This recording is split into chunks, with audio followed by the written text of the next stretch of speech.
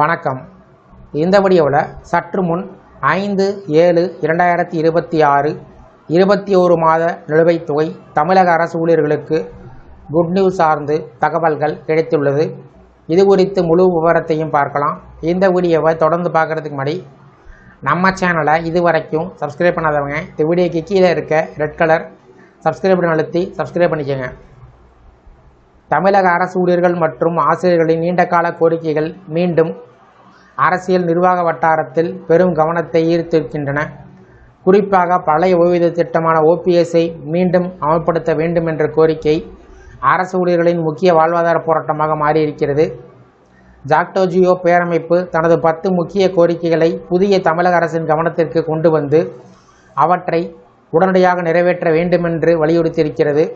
கடந்த 2021ஆம் ஆண்டு தேர்தல் போது OPS திட்டத்தை மீண்டும் கொண்டு வருவோம் என திமுக கொடுத்த வாக்குறுதி நிறைவேறாத நிலையில் அதற்கு மாற்றாக டாப்ஸ் திட்டம் அறிவிக்கப்பட்டது அரசு ஊழியரிடம் அதிருப்தி ஏற்படுத்தியது. அதே நேரத்தில் தாவேகா தனது அறிக்கையில் OPS குறித்து பரிசீலிப்பதாக தெரிவித்திருந்தது அரசு ஊழியரிடம் புதிய எதிர்பார்ப்பை உருவாக்கியது. உங்களுடன் ஸ்டாலின் முகாம் மூலம் ஏற்பட்ட பணிச்சுமை, இடைநிலை ஆசிரியர்களுக்கு சம வேலைக்கு சம ஊதியம் கோரிக்கை, அங்கன்வாடி மற்றும் ரேஷன் கடை ஊழியர்களுடைய தீராத பிரச்சனை போன்றவை அரசு பணியாளர்களின் மனநிலையை பாதிப்படைய செய்தது.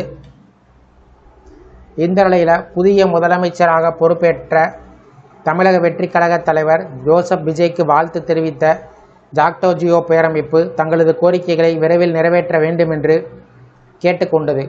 குறிப்பாக 1/4/2003க்கு பிறகு பணியில் சேர்ந்தவர்களுக்கு பழைய ஓய்வூதிய திட்டத்தை மீண்டும் அமல்படுத்த வேண்டும் என்பது முக்கிய கோரிக்கை. அதேபோல டெட் தேர்வு தொடர்பாக 2010க்கு முன்பு நியமனம் செய்யப்பட்ட ஆசிரியர்களுக்கு பாதுகாப்பு வழங்க வேண்டும் என்றும் அவர்கள் வலியுறுத்தினார்கள். இடைநிலை ஆசிரியர்கள், முதுநிலை ஆசிரியர்கள், தலைமை ஆசிரியர்கள் மற்றும் உடற்கல்வி ஆசிரியர்களுக்கு மத்திய அரசுக்கு இணையான ஊதியம் வழங்கப்பட வேண்டும் என்றும் கூறப்பட்டுள்ளது. மேலும் பல்வேறு துறைகளில் நிலவக்கூடிய ஊதிய முரண்பாடுகள் களையப்பட வேண்டும்.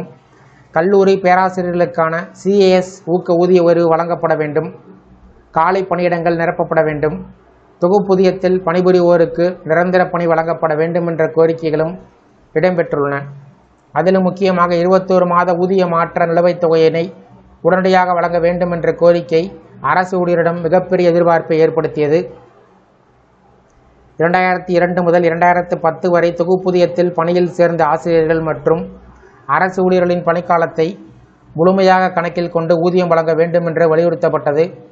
சாலை பணியாளர்களுடைய 41 மாத பணிநீக்க காலத்தை முறைப்படுத்த வேண்டும் என்றும் கோரப்பட்டுள்ளது.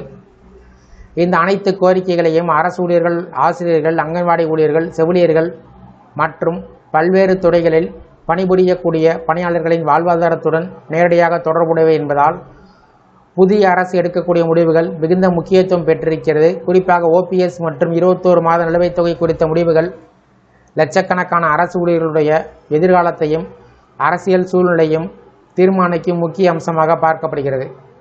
இந்த வீடியோ குறித்த உங்களுடைய கருத்துக்களை கமெண்ட் செக்ஷனில் கமெண்ட் பண்ணுங்கள். இந்த வீடியோ பிடிச்சிருந்தால் வீடியோக்கு ஒரு லைக் பண்ணுங்கள். இந்த வீடியோவை உங்களுடைய நண்பர்கள் மற்றும் உறவினர்களுக்கும் ஷேர் பண்ணுங்கள். நன்றி.